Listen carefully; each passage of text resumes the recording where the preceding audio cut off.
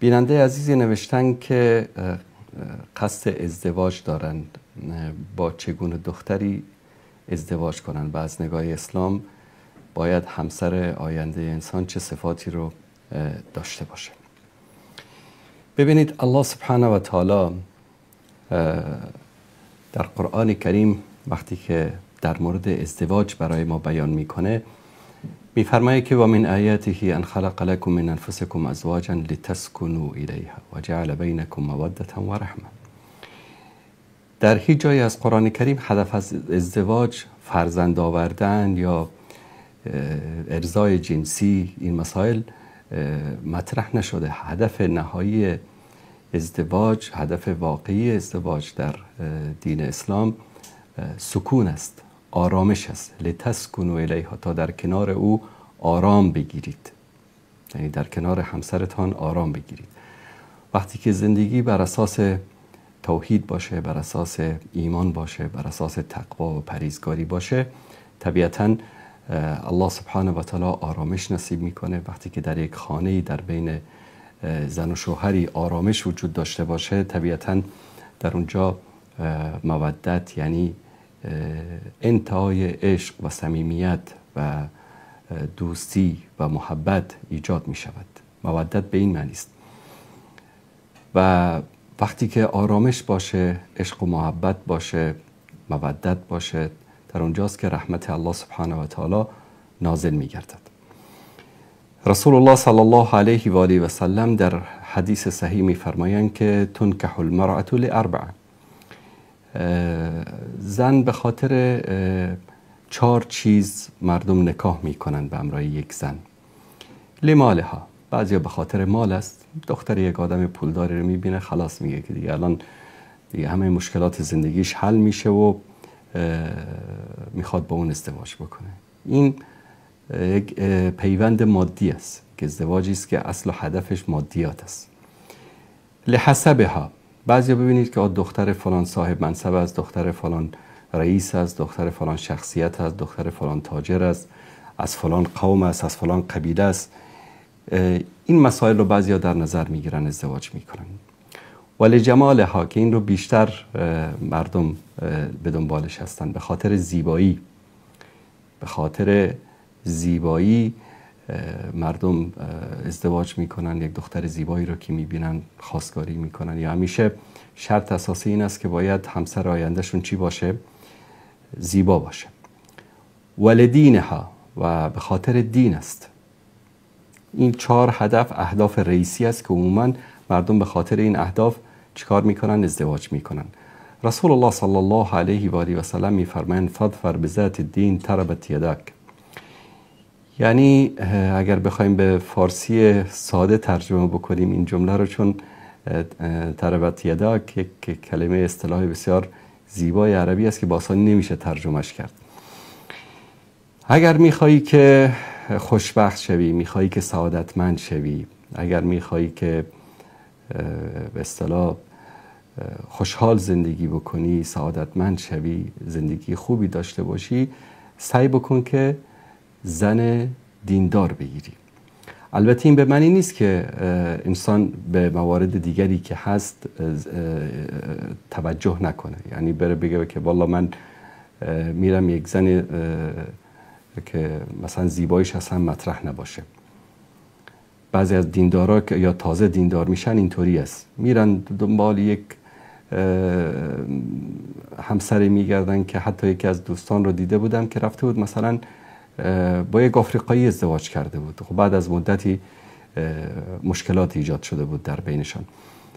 بعضیا در اون اوج حماس و تقوا و ایمان دینداری فکر میکنن که فقط دین مهم است. نه، اخلاق مهم هست، جمال مهم هست، زیبایی مهم. اما اینا البته معیار زیبایی در نزد انسان ها فرق میکنه. بعد از مدتی 1 سال 2 سال که میگذره یا 1 ماه 2 ماه 6 ماه که میگذره، بعد مسائل بعدی جلب توجه میکنه، مقایسه میکنه همسرش رو مثلا با زنهای دیگر، بعد پشیمان میشه که ای کاش این کارو میکردم، ای کاش اون کارو میکردم. همه اینها رو باید انسان چیکار بکنه؟ در نظر بگیره در موقع ازدواج کردن.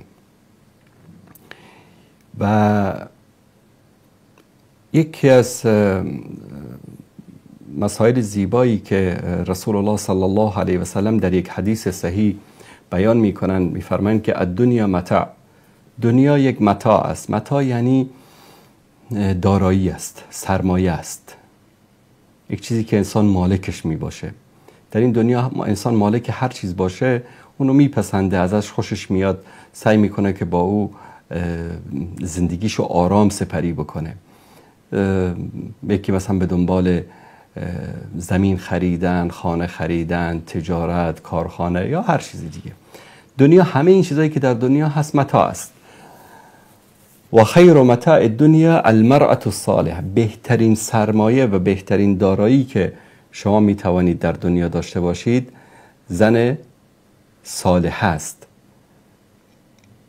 زنی که صالح باشه، نیکو باشه.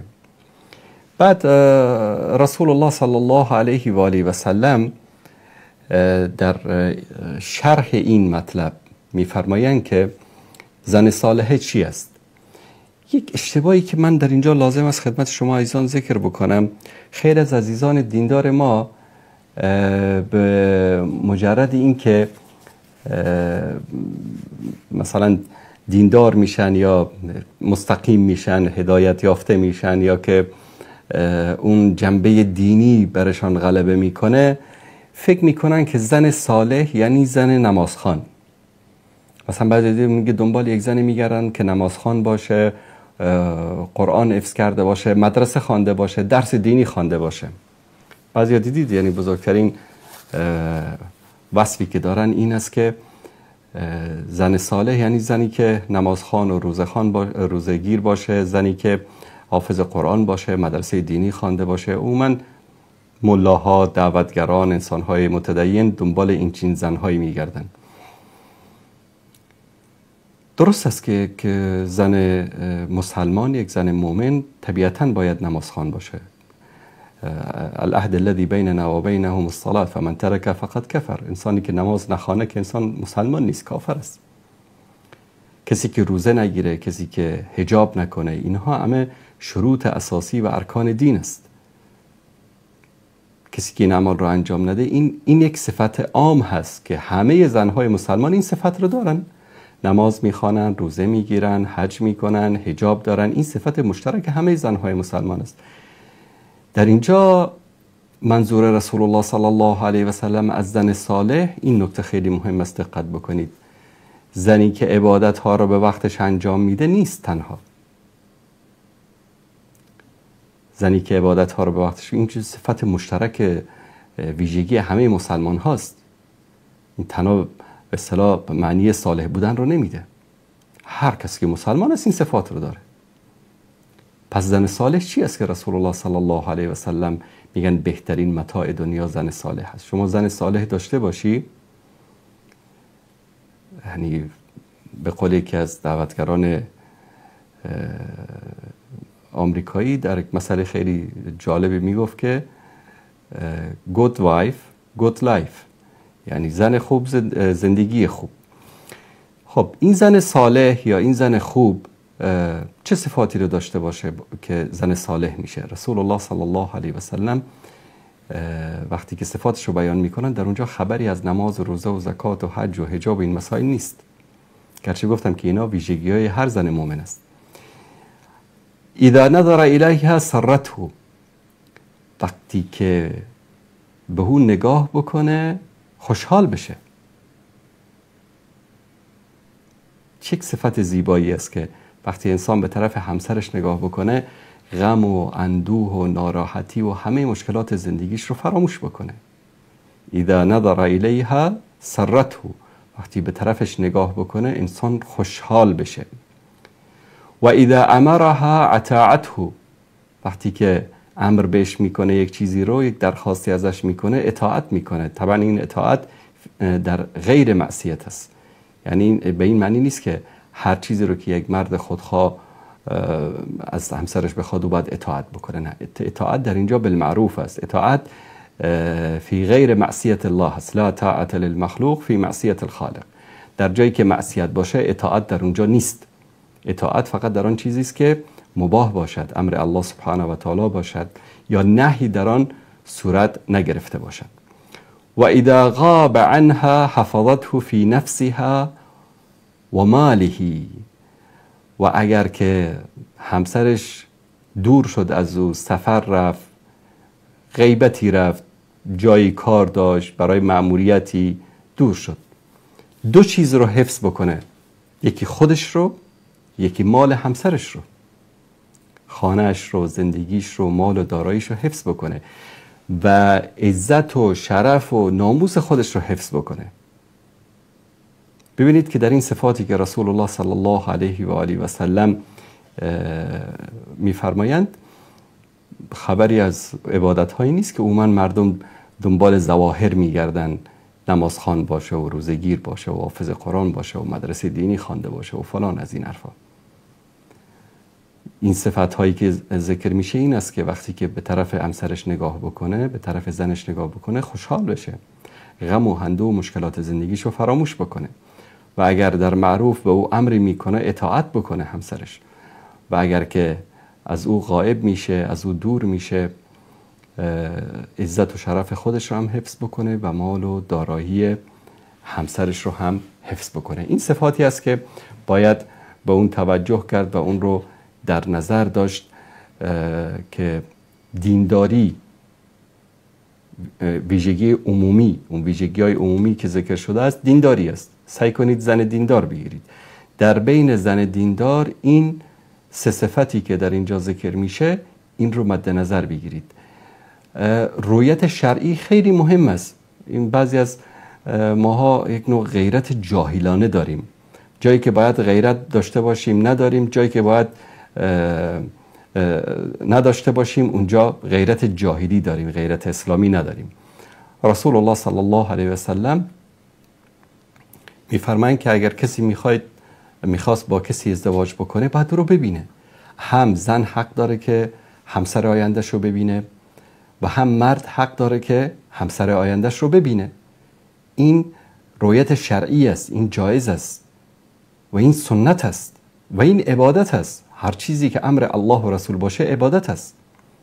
بعضی از پدرها، بعضی از مردهای بعضی از جوامع توی این مسئله انقدر من یک دوستی داشتم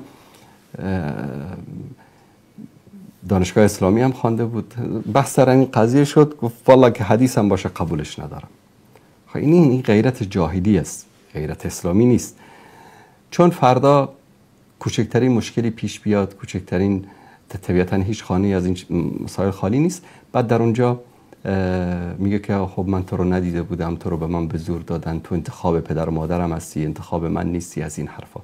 به همین دلیل دیدن خیلی مهم هست، رویت شرعی، و این از خیلی از مشکلات در آینده بعد از ازدواج جلوگیری میکنه.